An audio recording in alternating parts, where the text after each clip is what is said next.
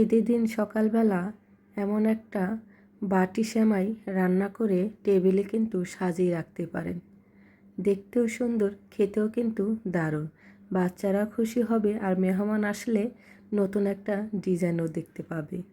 আজকে বানাবো বাটি সেমাই। আসসালামু আলাইকুম। সবাই কেমন আছেন? আশা করি নিশ্চয়ই ভালো আছেন।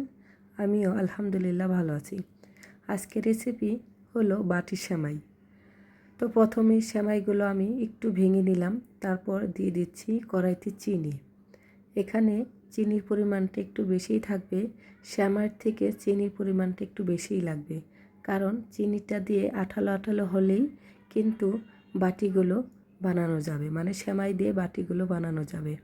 চিনি শিরাটা কিন্তু বেশ ঘন হয়ে গেছে, দেখেন আঠালো ভাব হয়ে গেছে। এখনই আমি সেমাইগুলো দিয়ে দেব, সবগুলো সেমাই দিয়ে দেব।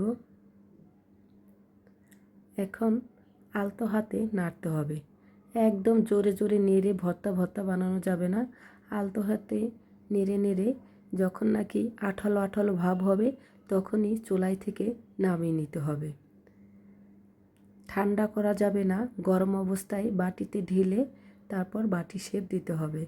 আপনারা চাইলে বাটিতেও বানাতে পারেন, ছোট ছোট বাটি থাকে, স্টিলের বাটি বা কাঁচের বাটি। তো আমি কেক বলেই বানিয়ে নিচ্ছি বাটি সেমাইগুলো।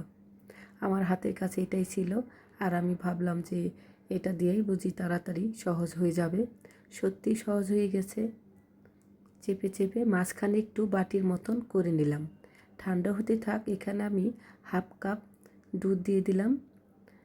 তারপর এই দুধটা আমি জাল দিয়ে ঘন করে নেব। সামান্য পরিমাণে আমি এখানে সেমাই দিয়ে দিলাম। সেমাই তো সেমাই যদি না থাকে খেতেও ভালো লাগবে না।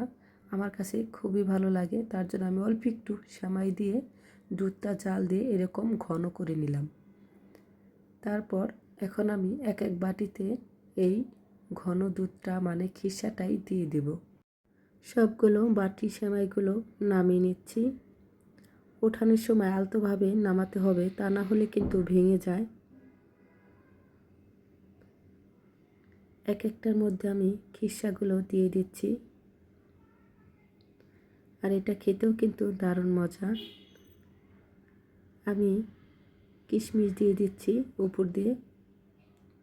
হয়ে গেল বাটি সেমাই। দেখতেও ভালো লাগে আর খেতেও কিন্তু দারুণ। আমার বাচ্চারা তো মানে এই বাটি দেখেই খুবই খুশি।